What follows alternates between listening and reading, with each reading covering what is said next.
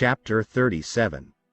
And so it was, when King Hezekiah heard it, that he tore his clothes, covered himself with sackcloth, and went into the house of the Lord.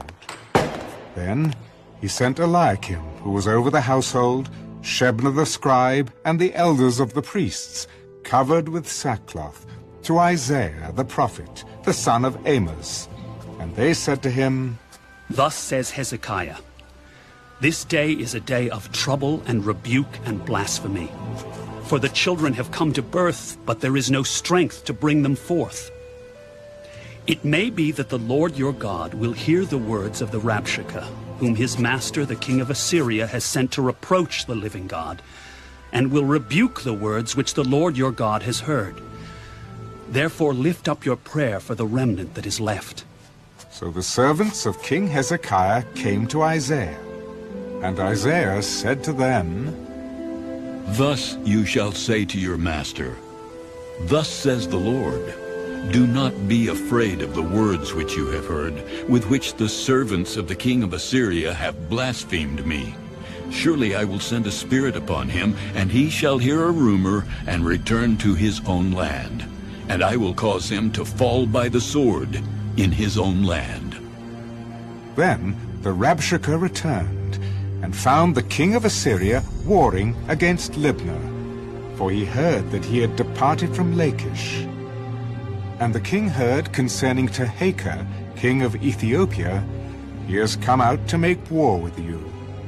So when he heard it, he sent messengers to Hezekiah, saying, Thus you shall speak to Hezekiah, king of Judah, saying, Do not let your God in whom you trust deceive you, saying, Jerusalem shall not be given into the hand of the king of Assyria. Look, you have heard what the kings of Assyria have done to all lands by utterly destroying them, and shall you be delivered? Have the gods of the nations delivered those whom my fathers have destroyed? Goshen, and Haran, and Rezeph, and the people of Eden who were in Telassar? Where is the king of Hamath, the king of Arpad, and the king of the city of Sepharvaim, Hena, and Eva? And Hezekiah received the letter from the hand of the messengers, and read it. And Hezekiah went up to the house of the Lord, and spread it before the Lord. Then Hezekiah prayed to the Lord.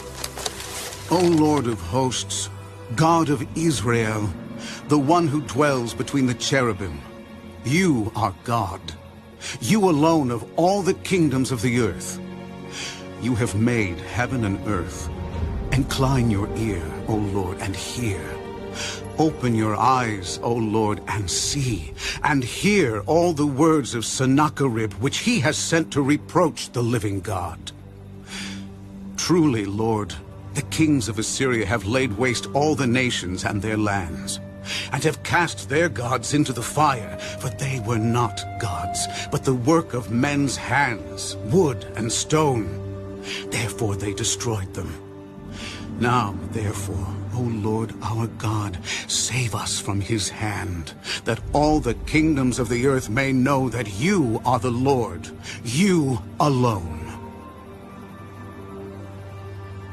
Then Isaiah the son of Amos sent to Hezekiah, saying, Thus says the Lord God of Israel, Because you have prayed to me against Sennacherib, king of Assyria, this is the word which the Lord has spoken concerning him.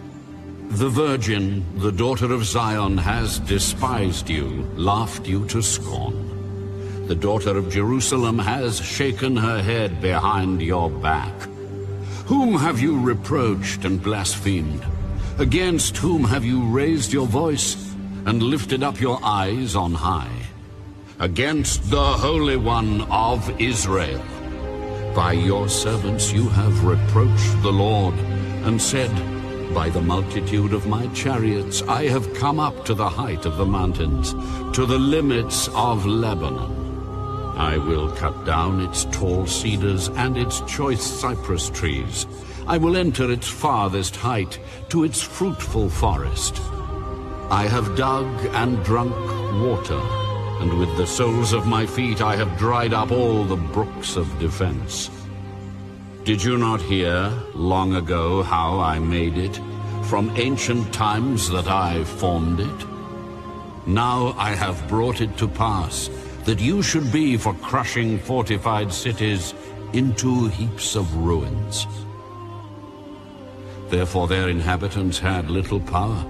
They were dismayed and confounded. They were as the grass of the field and the green herb, as the grass on the housetops and grain blight.